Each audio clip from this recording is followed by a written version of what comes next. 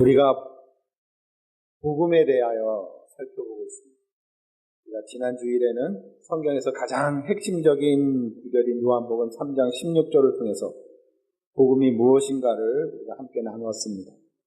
요한복음 3장 16절이 우리에게 들려주는, 선포하는 복음은 첫 번째가 하나님께서 항상 일하고 계시다라는 겁니다. 그리고 두 번째는 하나님이 목숨을 걸고 우리를 사랑하고 계시다라는 것이었습니다. 그리고 하나님의 일하심과 하나님의 사랑을 하나님은 독생자 예수 그리스도를 통해서 우리에게 증명해 보여주셨다라고 요한복음 3장 16절은 우리들에게 말씀하고 있습니다. 여러분은 여러분 자신을 믿습니까? 저는 저 자신을 믿지 않습니다. 왜냐하면 제가 50년 이상을 살면서 저 자신을 지켜봤는데 제 자신이 참 부도덕한 인간이고 저는 너무나도 변덕스러워서 저는 저 자신을 믿지 않습니다. 우리가 아무리 우리 자신이 형편이 없고 또 우리에게 당한 이 환경이 아무리 절망적이어도 우리에게 희망이 있으면 세상이 나아질 것이기 때문에 나 자신이 바뀔 것이기 때문에 아니라 하나님이 나를 위해서 일하고 계시기 때문입니다. 이런 부도덕하고 변덕스러운 나를 하나님은 목숨을 걸고 사랑하고 계시기 때문에 우리는 아무리 절망적인 상황 속에서도 우리는 희망을 가질 수 있습니다. 나 때문에가 아니라 세상 때문이 아니라 환경 때문이 아니라 나와 함께 하시는 하나님, 나를 사랑하시는 하나님 때문입니다. 하나님은 일하고 계십니다. 나를 위해서. 그래서 내가 나를 포기할지라도 하나님은 나를 포기하지 않습니다. 나는 나를 미워할 수 있어도 하나님은 나를 미워하실 수 없으십니다. 그래서 복음인 것입니다. 그 하나님 때문에 우리는 살 수 있는 것이고 그 하나님 때문에 우리는 소망을 가질 수 있습니다. 이것을 믿으면 체험이 되어진다라고 성경은 우리들에게 선포하고 있습니다. 제가 이제 나이가 들었다 보니까 눈이 나빠져서 지금 사실 이렇게 안경을 벗으면 성도님들 얼굴에 눈이 어디에 달려있는지 코가 어디에 있는지 잘 모릅니다. 제가 성경 원고를 보기 위해서 어쩔 수 없이 안경을 벗습니다. 그래서 이렇게 보면 대충 그냥 이렇게 군데군데 앉아 계시구나라고 생각이 되지 정확하게 얼굴에 구분이 안 됩니다. 그러나 안경을 끼면 이상하게도 선명하게 잘 보입니다. 성도님들의 예쁜 얼굴과 멋있는 모습들이 모여서 저렇게 생기셨구나라고 알 수 있습니다. 안경을 벗으면 희미하고 잘 안 보여도 안경을 쓰면 또렷하고 분명해집니다. 믿음이 안경과 같은 것입니다.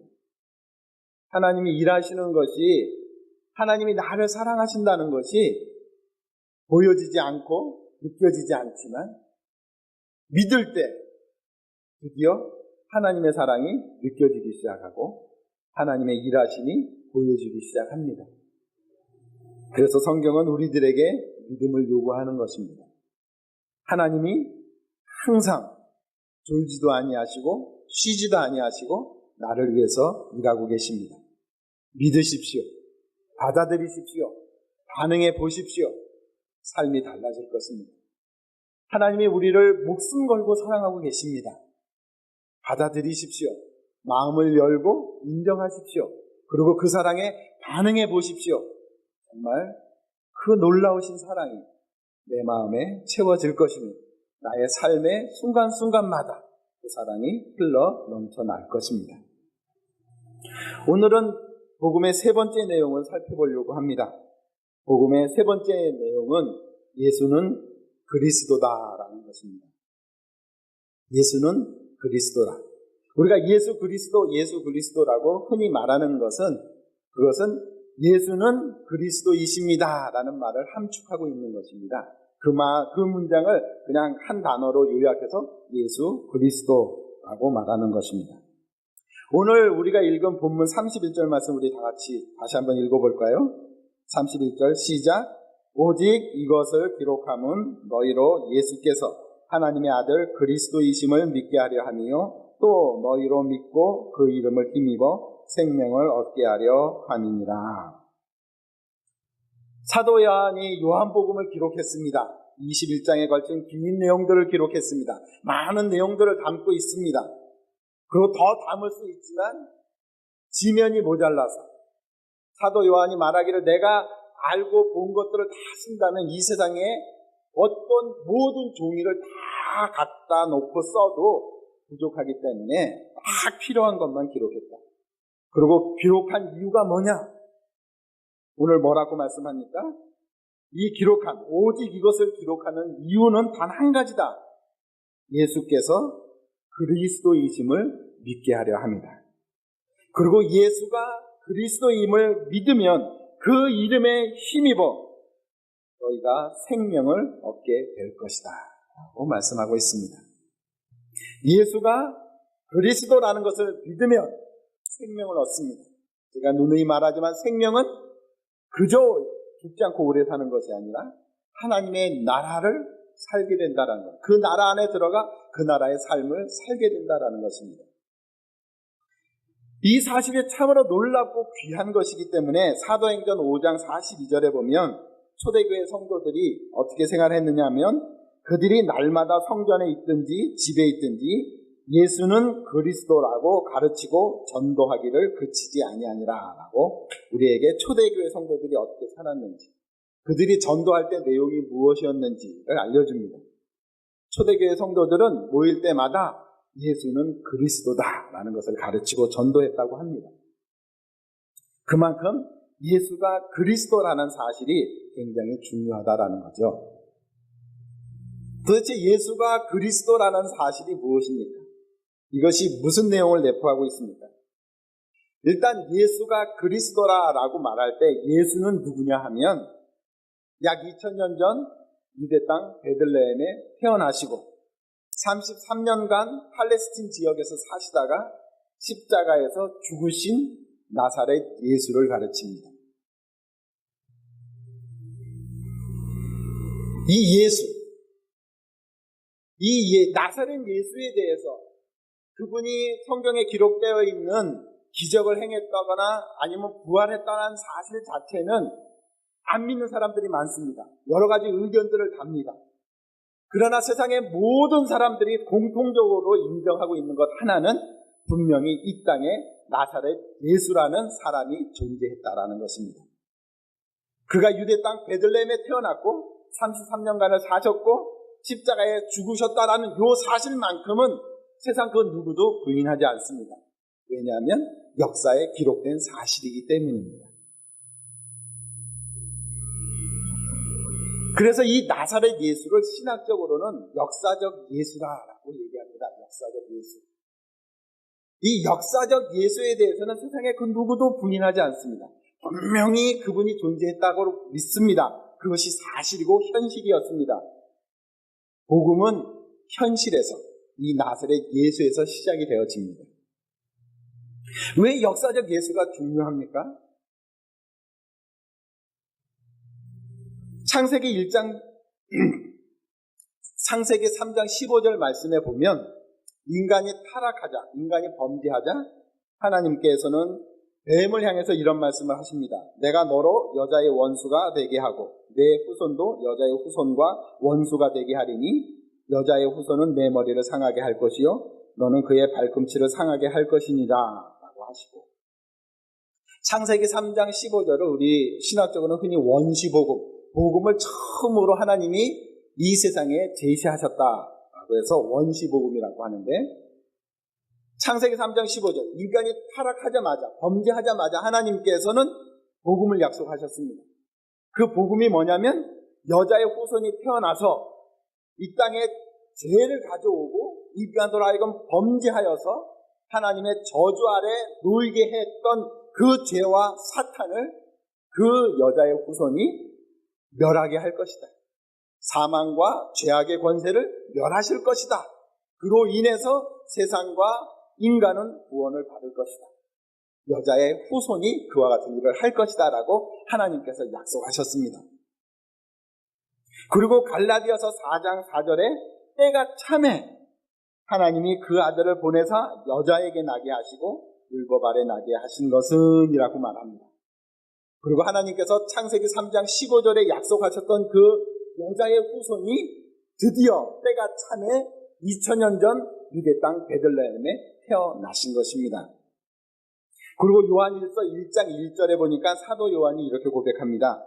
태초부터 있던 생명의 말씀에 관하여는 우리가 들은 바요, 눈으로 본 바요, 자세히 보고 우리의 손으로 만진 바라.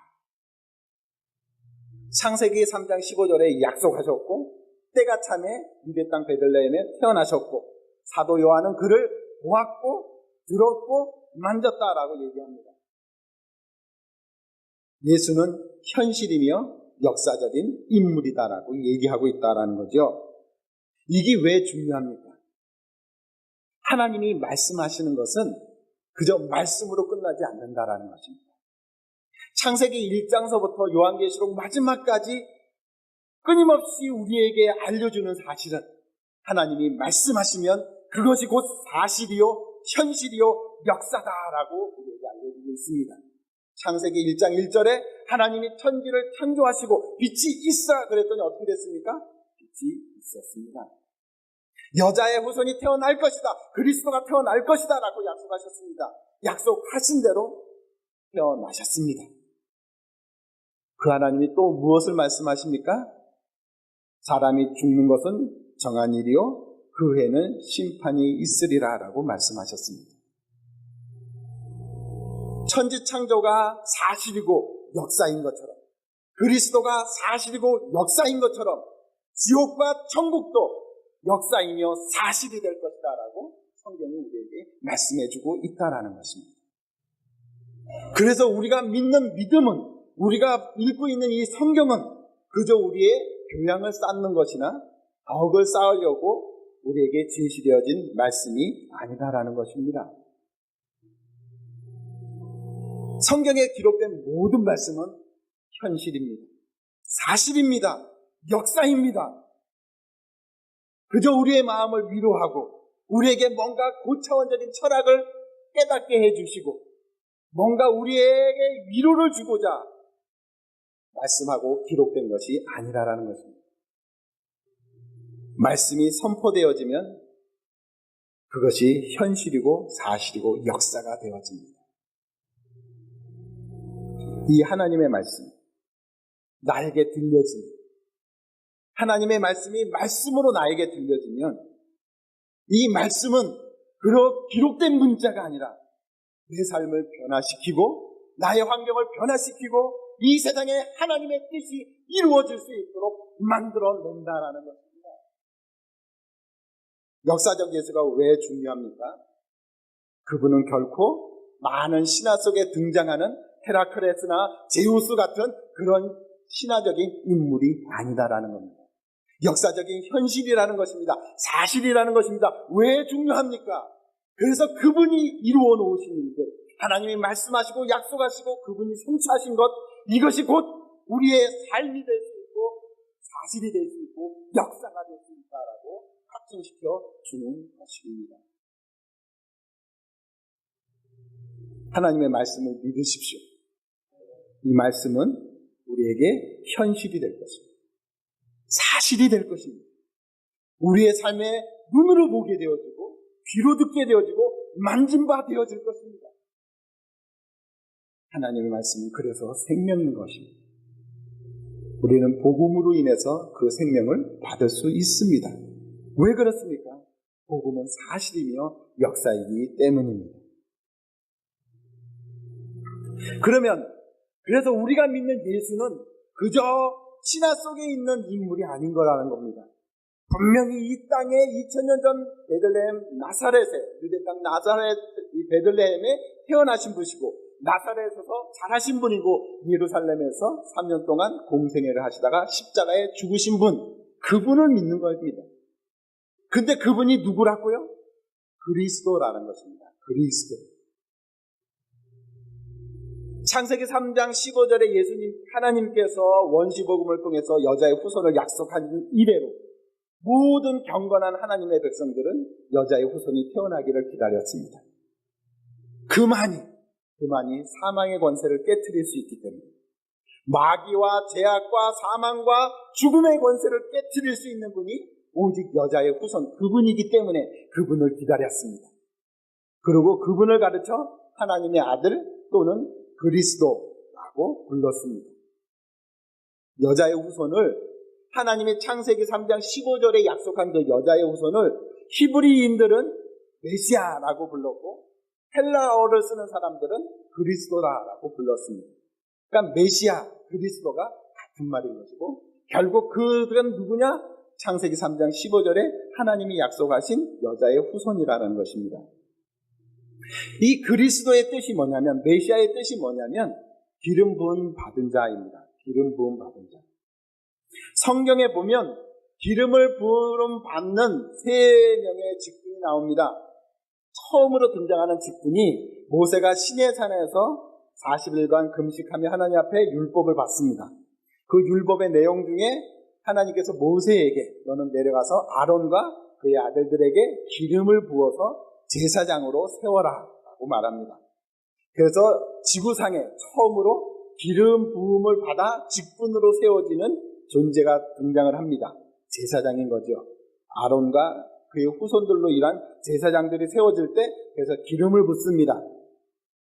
두 번째로는 하나님께서 사무엘을 통해서 너는 사울에게 가서 기름을 부어 그를 왕으로 세워라 라고 얘기합니다.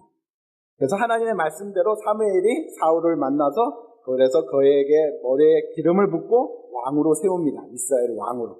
그래서 역사상 두 번째 기름을 부어서 직분에 앉혀지는 그런 존재가 등장하는데 이것이 왕이었습니다. 그리고 세 번째, 성경의 세 번째 기름을 붓는 직분이 등장하는데, 하나님께서 엘리야에게 세미한 음성으로 오셔서 말씀하시기를 너는 가서 엘리사에게 기름을 부어 너의 후계자 선지자로 세워라 라고 말씀을 하십니다. 그리고 엘리야는 하나님의 말씀에 따라서 엘리사를 찾아내고 그에게 기름을 부어서 자기 후계자인 선지자로 세웁니다. 이 세 직분, 제사장과 왕과 선지자, 이 세 직분은 기름 부음을 받아서 세워지는 직분입니다. 그래서 기름 부음을 받아서 세워지는 제사장, 기름을 부어서 왕이 되는 왕, 기름을 부어서 세워지는 선지자, 이들을 가르쳐서 그리스도라고 얘기합니다. 그리스도. 기름을 부은 받은 자, 그래서 직분을 받게 된 자. 그렇다고 해서 구약에 존재했던 모든 제사장과 모든 왕과 모든 선지자가 진정한 그리스도가 아니다라고 성경은 얘기합니다. 오직 진정한 그리스도는, 진정한 제사장은 아론의 후손이 아니라 영원한 멜기세덱의 반차를 따라서 세워지는 그 제사장만이 여자의 후손으로 약속된 참된 그리스도다라고 얘기합니다. 나머지 제사장들은 그 참된 그리스도가 그런 역할을, 그 제사장이 그런 역할을 할 것이다라고 그림자적으로 보여주는 겁니다. 그리고 하나님께서 다윗의 왕을 세울 때에도 그저 다윗의 이스라엘 왕의 보좌에 앉는 왕이 진정한 그리스도 왕이 아니라 하나님의 보좌 우편에 하나님이 앉힐 왕만이 진정한 여자의 후손 왕 그리스도라고 말씀을 하십니다. 그저 육체의 이스라엘 혈통에 따라서 다윗의 가문을 따라서 다윗의 왕자에, 이스라엘 왕자에 앉는 왕이 창세기 3장 15절에 약속된 기름 부음 받은 왕이 아니라 하나님의 영원한 보좌 우편에 앉혀서 하나님이 모든 권세를 넘겨주어 세상을 심판하게 만들 왕, 그만이 진짜 창세기 3장 15절에 예언된 왕이다, 그리스도다라고 말씀하고 있다는 거죠. 구약에 보면 수많은 선지자들이 등장합니다. 그들이 다 어떤 선지자는 기름을 부음받기도 하고 어떤 선지자는 기름을 부음받지 않고 세워지기도 합니다. 비록 기름을 부어 엘리사처럼 세워진 선지자도 있지만 그들은 오실 참된 선지자의 그림자일 뿐입니다. 진정한 선지자는 하나님께서 약속하시기를 모세와 같은 선지자를 내가 다시 세울 것이다.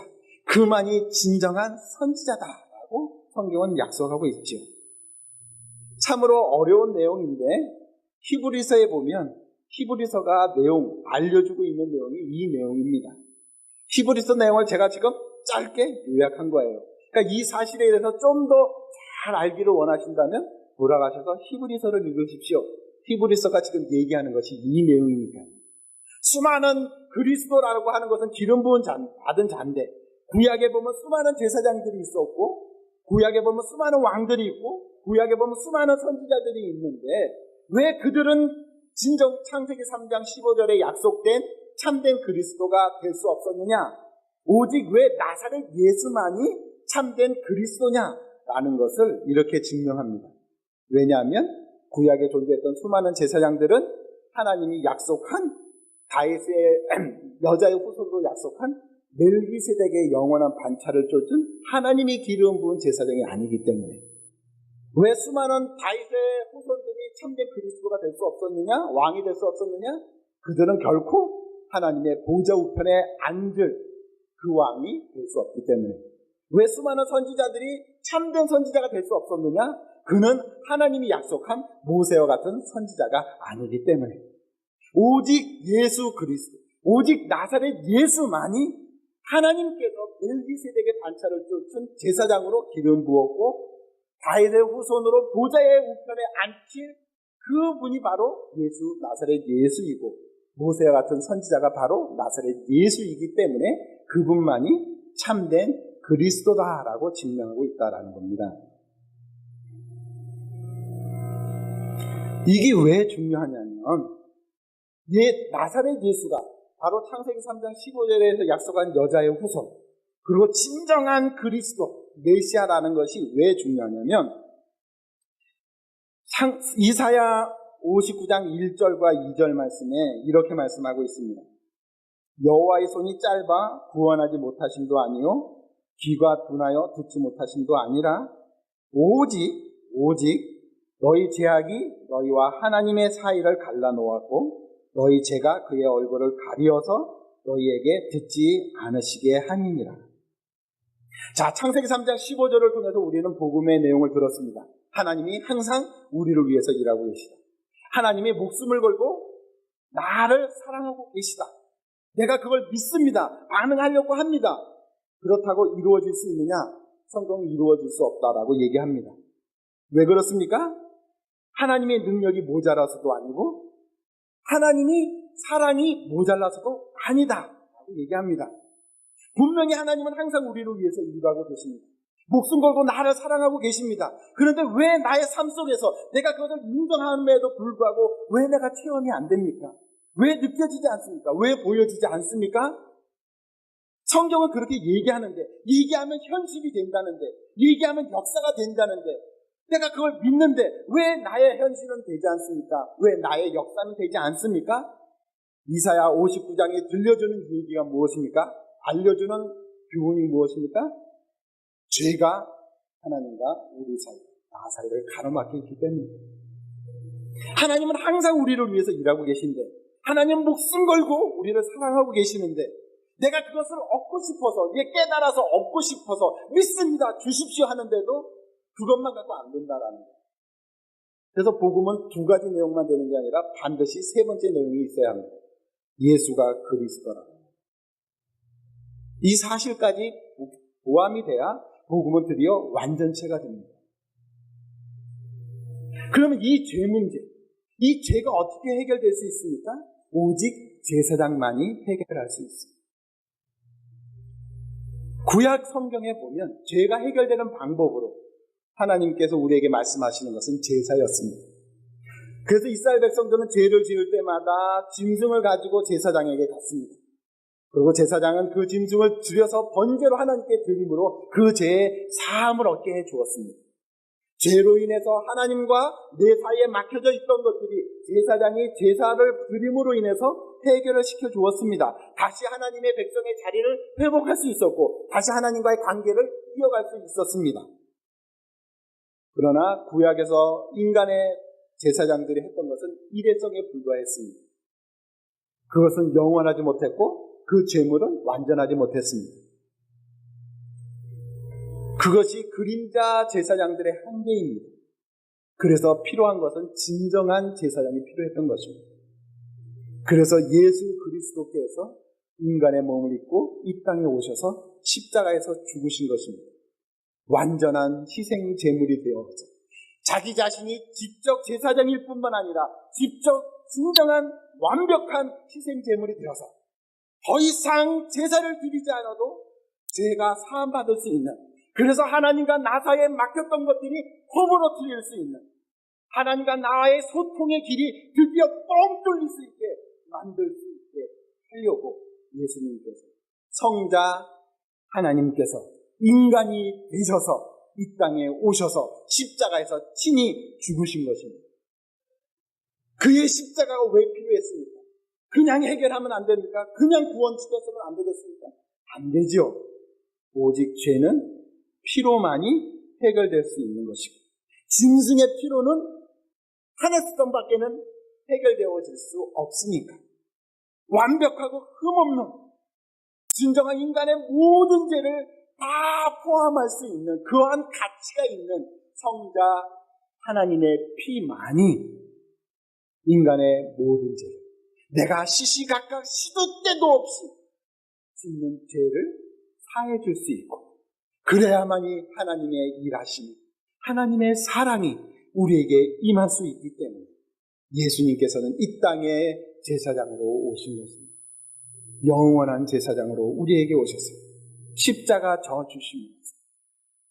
하나님이 그토록 우리를 돕고 싶고 하나님의 사랑을 그토록 부어주고 싶습니다.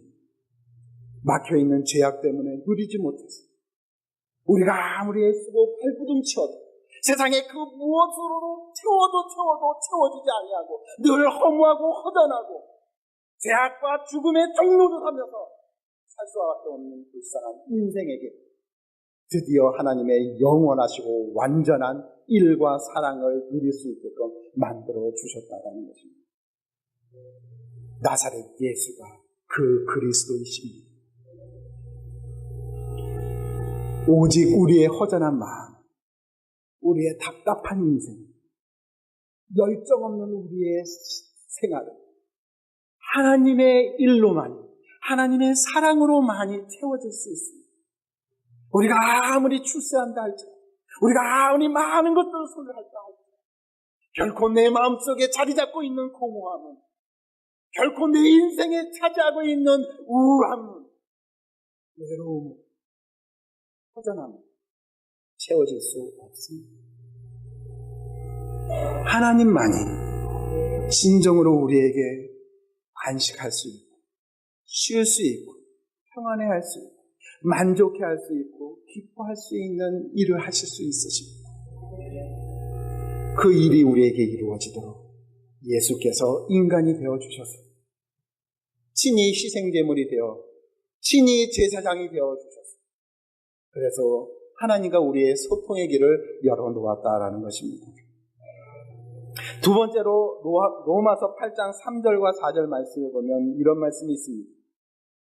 율법이 육신으로 말미암아 연약하여 할 수 없는 그것을 하나님은 하시나니 곧 죄로 말미암아 자기 아들을 죄 있는 육신의 모양으로 보내어 육신의 죄를 정하사 육신을 따르지 않고 그 영을 따라 행하는 우리에게 율법의 요구가 이루어지게 하려 하심이니라.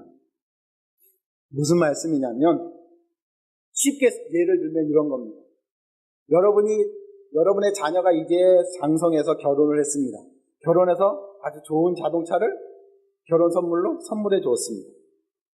선물해 주는 것까지는 좋은데 그 아들이 운전을 못한다면,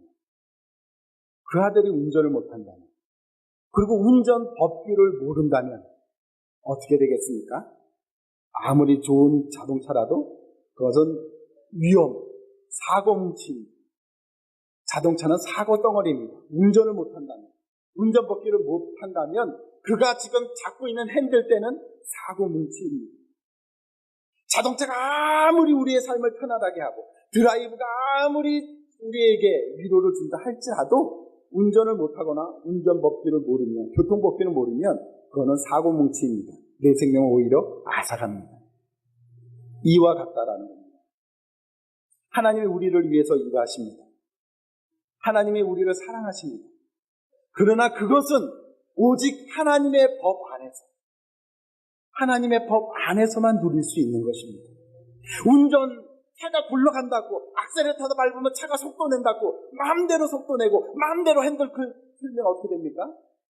사고 나서 환자가 되거나 죽습니다. 결코 운전을 즐길 수 없습니다. 이와 마찬가지입니다. 하나님이 아무리 우리를 일하여 주셔도, 하나님이 아무리 우리를 사랑해 주셔도 우리가 그 사랑과 그 일하심에 대해서 모른다면, 그것들을 우리가 제대로 지킬 수 없다면 그것은 오히려 우리에게 징계와 심판과 저주로 옵니다. 아담이 우리에게 그것을 보여줍니다. 하나님이 완벽한 환경을 줬습니다. 온전한 능력을 줬습니다. 그러나 아담에게 있어서는 그 환경을 제대로 하나님의 법 안에서 관리할 만한 능력과 법을 알지 못했습니다. 그러니 망할 수밖에 없었습니다. 에덴을 몰랐다면 저주받은 이 땅의 삶이 그토록 고통스러웠지는 않았을 것입니다. 그렇지 않습니까? 우리의 삶도 마찬가지라는 거예요. 하나님이 아무리 좋은 것들을 알려주시고 우리를 위해서 아무리 많은 것들을 하셔도 우리가 그것을 누릴 수 있는 하나님의 법도를 지킬 수 있는 능력이 없다면 그것은 우리에게 아무 소용이 없습니다. 오히려 지키지 못한 것 때문에 우리에게 뭐가 임합니까? 심판과 저주만이 임할 뿐입니다. 그래서 무엇가 필요합니까? 왕 대신 그리스도가 필요한 겁니다. 우리를 다스려 주시고 통치해 주시고 내 육신의 정욕대로 살지 못하도록 막아주시고 하나님의 뜻을 행하는 데 있어서 온전히 능력을 주어서 그 일을 감당해 나갈 수 있게끔 다스려 주시고 보호해 주시고 왕이 필요한 것입니다. 그래서 예수 그리스도를 오늘 로마서에서 뭐라고 말씀합니까? 하나님이 육신의 모양으로 그 아들을 보내신 것은 육신을 따르지 않고 그 영을 따라 살 수 있도록 우리를 만들게 하기 위해서 그가 왕 대신 그리스도가 되어서 친히 이제는 아담처럼 분리된 것이 아니라 친히 우리와 함께 하시면서 우리의 마음과 생각을 지켜주셔서 하나님의 법을 온전히 준행하며 살 수 있는 사람으로 실수하고 넘어져도 다시 일으켜서 온전한 자리로 계속해서 나아갈 수 있는 길이 어디에 있습니까? 우리의 의지나 우리의 지식에 달린 것이 아니라 예수 그리스도의 통치와 다스림에 달려 있다라는 것입니다. 그래서 예수는 육신이 되어서 우리에게 왕으로 오신 것입니다. 내가 다스려 줄 때만이 너희들은 할 수 있는 것을 할 수 있고 하지 못하는 것들을 막을 수 있다. 하지 말아야 될 것들을 막을 수 있다. 안 할 수 있다. 그것이 오직 어디에 있느냐? 우리에게 있지 않고 왕 대신 그리스도의 통치하심에 달려 있습니다. 그분이 우리를 통치해 주지 않으시면 그분이 우리를 잡아주지 않으면 우리는 여전히 또다시 아담처럼 하나님 나라에 들어가야 할지라도 그 하나님을 다시 망쳐놓고 쫓겨날 수밖에 없는 것이 우리들입니다. 그렇지 않습니까? 내 생각대로 살게 내버려두면 내 마음대로 살게 내버려두면 도대체 무슨 일이 벌어지겠습니까? 천국에서 시작해서 지옥으로 끝날 것이 우리의 삶의 모습입니다. 우리에게는 다스림이 필요합니다. 우리 스스로가 알지 않습니까? 내 육신의 정욕을 제어할 수 있는 힘이 나에게 없다는 것을, 내가 끝없이 상상하는 추악한 사악한 죄악을 내가 단절시킬 수 있는 길이 나에게 없다는 것을 우리 자신이 알지 않습니까? 예배 드리면서 거룩한 찬양을 부르면서도 추악하고 더러운 생각을 할 수 있는 것이 우리 자신 아닙니까? 설교를 하는 이 시간에도 저는 충분히 제약된 생각을 품을 수 있습니다. 이게 인간입니다. 그래서 저는 나를 안 믿습니다. 오직 예수 발 앞에 무릎 꿇을 수밖에 없는 이유가 무엇입니까? 그분이 다스려 줘야만 내가 제대로 살 수 있습니다. 그분의 통치가 있을 때만이 내가 온전한 사람이 될 수 있습니다. 하나님의 일하심과 그의 사랑을 내가 제대로 누릴 수 있습니다. 그래서 우리는 왕 대신 예수가 필요한 것입니다.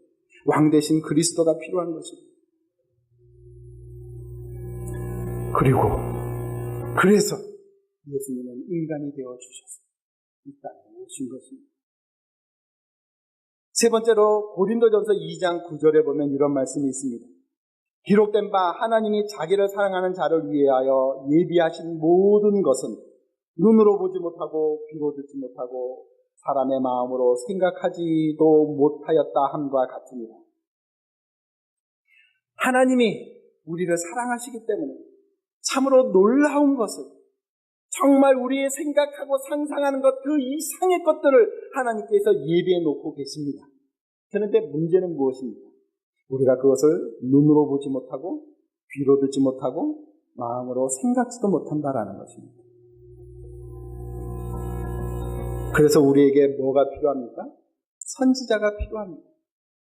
하나님의 뜻이 무엇인지, 하나님의 계획이 무엇인지, 지금 이 땅을 향해서, 내 삶을 향해서 하나님이 뭐라고 하시는지 말씀을 해줄 선지자가 필요한 겁니다. 선지자의 역할은 그런 거였거든요. 지금 너희들의 삶을 하나님께서 어떻게 보고 계시느냐? 지금 너희들의 문제가 뭐냐? 너희들이 어떻게 행해야 되느냐? 하나님이 너희를 갖고 계신 뜻이 무엇이냐? 이런 것들을 알려주어서 깨닫혀주는 역할을 하는 것들이 선지자였습니다. 하나님의 말씀을 대언함으로 그 듣는 이로 하여금 하나님의 뜻이 무엇인지, 하나님의 계획이 무엇인지를 깨우쳐주는 역할이 선지자의 역할이었습니다. 그런데 우리가 그렇지 않습니다. 하나님의 뜻을 모르니까 내 뜻대로 행할 수밖에 없고, 하나님의 계획이 모르니까 방황할 수밖에 없고, 이것이 우리의 현실입니다. 그래서 우리에게는 선지자가 필요한 것입니다. 고린도전서 2장 11절 12절에 사람의 일은 사람 속에 있는 영 외에 누가 알리요? 이와 같이 하나님의 일도 하나님의 영 외에는 아무도 알지 못하느니라. 내 속을 사실 우리 자신도 잘 모르지만 그래도 제일 정확히 아는 것이 자기 자신입니다. 하나님의 뜻과 계획도 가장 잘 알 수 있는 분은 그분의 영이라는 것입니다. 예수 그리스도의 영만이 그 뜻을 잘 알고 우리에게 전달해 줄 수 있습니다. 그 역할을 하기 위해서는 그가 선지자가 되어줘야 합니다. 그냥 선지자가 아닌 인간의 몸을 입은 참된 인간으로서 진정한 선지자가 필요한 것입니다. 그렇기 때문에 예수님께서 친히 인간의 몸을 입으시고 이 땅에서 우리에게 선지자 노릇을 하시면서 그가 뭐라고 말씀하십니까? 회개하라, 천국이 가까웠느니라. 하나님의 나라가 너에게 이미 임하였느니라. 하나님의 백성은 이렇게 살아야 하느니라. 너희들에게 심판과 너희들의 앞날에 지옥과 천국이 있느니라. 실수 때가 있느니라. 예수 그리스도가 선지자로서 우리에게 하나님의 뜻을 알려주고 계시해 주셨습니다. 그것은 그 당시뿐만 아니라 오늘 이 순간에도 우리에게도 마찬가지인 것입니다. 시시때때로 우리에게 찾아와 주셨습니다. 우리가 알지 못하여 방황하고 어떻게 해야 할지 몰라 답답할 때 불안하고 초조할 때 찾아오셔서 지금 너의 문제가 뭔지, 너를 향해 갖고 계신 하나님의 계획이 뭔지 알려주실 선지자 그리스도가 필요한 것입니다. 우리에게 필요한 그리스도는 선지자 그리스도입니다. 그리고 예수님은 기꺼이 우리들에게 이 땅에 오셔서 선지자가 되어주셨습니다. 그분이 나사렛 예수입니다. 그분이 나사렛 예수입니다. 나사렛 예수가 2000년 전 유대 땅 베들레헴에 태어나셔서 33살 때, 33살 때 십자가에 죽으신 그분이 바로 그 그리스도이십니다. 하나님과 나의 막힌 담을 털어내실 때, 나를 온전히 통치하고 다스려서 하나님의 법을 준수할 수 있는, 생명의 법을 지킬 수 있는 능력과 은혜를 베푸시는 하나님의 뜻이 무엇인지, 그의 계획이 무엇인지, 나를 향한 입이 놓으신 그 풍성한 영광이 무엇인지를 알려주시는 분이 바로 그리스도이십니다. 그분이 나사렛 예수입니다. 이걸 믿으면 그와 같은 은혜를 우리가 누리게 되어질 것이다라고 우리에게 약속해 주었습니다. 나사렛 예수가 그리스도인 것을 믿으십시오. 나사렛 예수가 그리스도입니다. 설교를 마무리하면서 한 가지 더 우리가 짚고 넘어가야 될 것이 있습니다. 고린도전서 1장 22절에서 24절에 이런 말씀이 있습니다. 유대인은 표적을 구하고 헬라인은 지혜를 찾으나 우리는 십자가에 못 박힌 그리스도를 전하니 유대인에게는 꺼리끼는 것이요 이방인에게는 미련한 것이로되 오직 부르심을 받은 자들에게는 유대인이나 헬라인이나 그리스도는 하나님의 능력이요 하나님의 지혜니라. 그리스도를 생각할 때 여자의 후손, 약속된 메시아를 유대인들은 기다리고 사모했습니다. 그 그리스도는 어떤 그리스도였습니까? 자신의 욕망을 채워줄, 자신의 육체의 정욕을 이루어줄 그 그리스도를 그들은 기다렸고 오늘까지도 기다리고 있습니다. 헬라인들에게 있어서 그들이 기다리는 그리스도는 뭔가 좀 고상하고 정말 기가 막힌 깨우침을 줄 그런 지혜를 전하여 줄 그리스도를 기다리고 오늘까지도 수많은 철학자들이 그 그리스도를 찾고 있습니다. 그러나 오늘 성경은 말합니다. 십자가에 못 박힌 나사렛 예수가 그리스도이고 그가 갖고 계신 그리스도, 제사장이신 그리스도, 왕 되신 그리스도, 선지자이신 그리스도가 진짜 그리스도이고 그분만이 우리에게 필요한 전부다라고 우리에게 알려주고 있습니다. 그 그리스도가 하나님의 능력입니다. 그 그리스도 안에 진정한 지혜가 있습니다. 하나님 성도 여러분, 예수 그리스도가 이 땅에 오셨습니다. 여러분은 예수 그리스도를 찾고 계십니다. 간절히 그를 기다립니다. 나의 삶에 와주시길. 어떤 그리스도를 원하십니까? 여러분이 찾는 그리스도는 누구입니까? 유대인들처럼 기적과 역사를 베풀어 내 육신의 정욕을 채워줄 수 있는 그런 그리스도를 원하고 있지는 않습니다. 나는 그저 먹고 살만 하니까 좀 더 폼나게, 고상하게, 명예롭게 살 수 있는 그런 신령한 지혜를 준 그런 그리스도를 여러분은 원하고 계시고 있지는 않습니까? 우리에게 진정 필요한 그리스도는 우리의 죄의 담을 허물어줄 제사장 그리스도가 필요한 겁니다. 우리를 정말 통치해 주시고 더 이상 내가 나를 통치하지 않냐, 더 이상 내가 나를 다스리지 않냐, 더 이상 내가 나의 주인이 되지 않냐, 진정으로 나의 왕이 되어서 나를 통치하고 다스려줄 왕 되신 그리스도가 우리에게는 필요합니다. 진정으로 내가 뭘 원하지, 내가 뭘 할 수 있지가 아니라 하나님이 나를 향해서 뭘 원하시는지, 하나님이 나를 향한 계획이 무엇인지를 알려줄 선지자 그리스도가 필요한 것입니다. 이 그리스도를 사모하십시오. 이 그리스도가 나사렛 예수라는 것을 믿으십시오.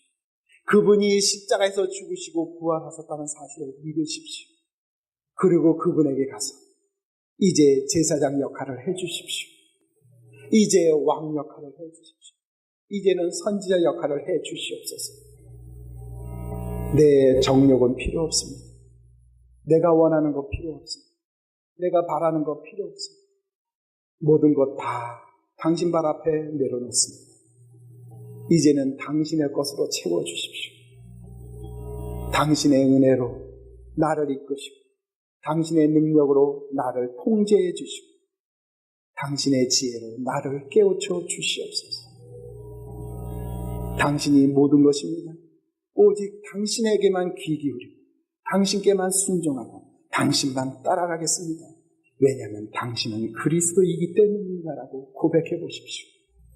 그리고 하루하루 한 걸음 한 걸음 그분의 인도하심에 따라서 서툴어서 때로는 넘어질 수 있습니다. 때로는 잘못 판단해서 잘못 깨달아서 벽돌로 갈 수 있습니다. 그러나 내 마음의 중심이 그렇다면, 내 마음의 자세가 그렇다면 반드시 그분은 하나님의 영광을 보여줄 것입니다. 하나님 나라의 능력을 보여줄 것입니다. 그래서 우리로 하여금 나사렛 예수가 그리스도입니다. 그것이 모든 것입니다. 그것이 전부입니다라고 말할 것입니다. 그래서 사도 바울은 그가 죽으면서 한 말이 무엇입니까?